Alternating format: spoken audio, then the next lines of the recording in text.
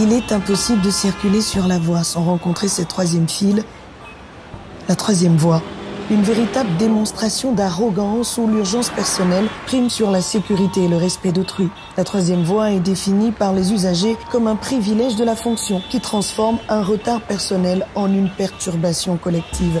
Mieux, la troisième voie de la circulation est un flagrant délit d'incivisme orchestré par ceux-là même qui pourtant devraient être exemplaires. Question, cette façon de faire est-elle acceptable en République gabonaise? Qui pour répondre?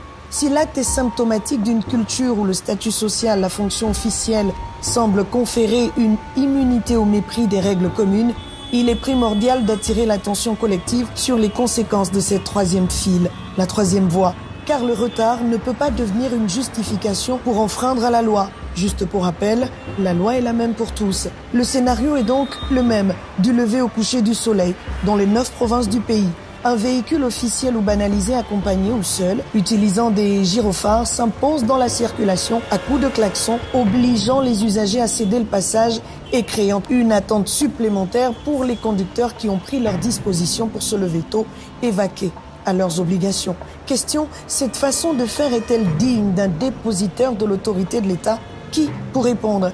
S'il est vrai que l'usage de gyrophares et autres sirènes est permis pour certaines escortes de personnalités, car la loi autorise l'utilisation de signaux spéciaux pour demander la priorité si, bien sûr, l'escorte est destinée à assurer leur sécurité ou lors d'une mission sensible conformément à l'article 43 du Code communautaire de la route qui dispose que les véhicules ci-après peuvent être munis d'un gyrophare ou de feux fixes clignotant placé sur le pavillon du véhicule et visible par un observateur à 150 mètres. Il s'agit donc des véhicules d'intervention des forces de sécurité, feux de couleur bleue, ambulances et autres véhicules de secours médical, feux de couleur rouge, véhicules de sapeurs-pompiers, feux de couleur rouge et orange. Sommes-nous tous autorisés à nous prévaloir de cette disposition? Au nom de quel passe-droit se le permet-il alors si depuis la note numéro 0001-002-MIS-CABM-CSAN du 6 juin 2024, les convois transportant les membres du gouvernement doivent se fondre dans la circulation comme tout autre usage de la route?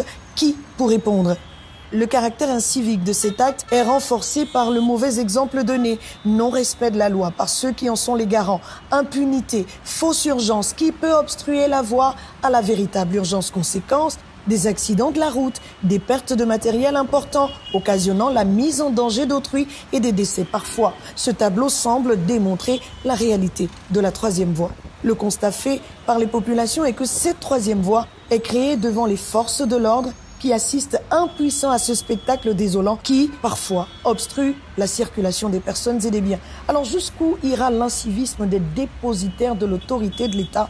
Jusqu'où ira l'incivisme des usagers de la route? Qui pour répondre? Comment comprendre qu'un citoyen lambda soit interpellé et retenu pour un dépassement alors qu'une voiture banalisée avec des gyrophares passe sans problème avec une longue file de suiveurs? Y a-t-il un code routier pour les autorités et un autre pour les simples usagers? Qui pour répondre? Le code communautaire de la route de la CEMAC, adopté par le règlement numéro 01 UEAC 089 CM 06 en son article 86 alinéa 2, dispose que les usagers de la route doivent éviter tout comportement susceptible de constituer un danger ou obstacle pour la circulation, mettre en danger des personnes ou causer des dommages à des propriétaires publics ou privés. La conduite irrégulière sur l'accotement pour dévier un embouteillage entraîne des sanctions importantes, souvent plus lourdes que de simples contraventions de première classe, du fait notamment de leur qualification en entrave. L'amende va de 500 000 à 1 million de francs. L'agent a donc le pouvoir de procéder à la saisie matérielle du permis de conduire pour entrave ou gêne à la circulation, article 9 du Code de la route de la CEMAC. Est-ce que les agents le savent? Si oui, pourquoi aucune sanction n'est infligée et pourquoi seuls les particuliers sont inquiétés? Qui doit veiller au respect du Code de la route en République gabonaise? Qui pour répondre? À l'heure où la 5e République démarre le véhicule de son développement, n'est-il pas judicieux de revoir cette situation qui privilégie la commodité individuelle à la sécurité de tous? N'est-il pas temps tout simplement de revenir aux fondamentaux, c'est-à-dire le respect des autres, le respect des lois en vigueur? Qui pour répondre?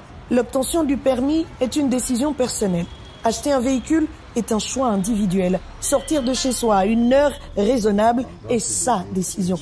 Qui veut arriver à l'heure se lève tôt. Enfreindre la circulation est un délit. La loi est impersonnelle. Pour rappel, la recrudescence des accidents de la route devrait donc interpeller et poser un diagnostic réel de la troisième voie. Un civisme de la route, une analyse de la troisième voie qui pose une question fondamentale. Est-ce qu'il existe un code de la route pour les uns et un deuxième pour les autres? Qui pour répondre? La parole est donnée à qui veut la prendre.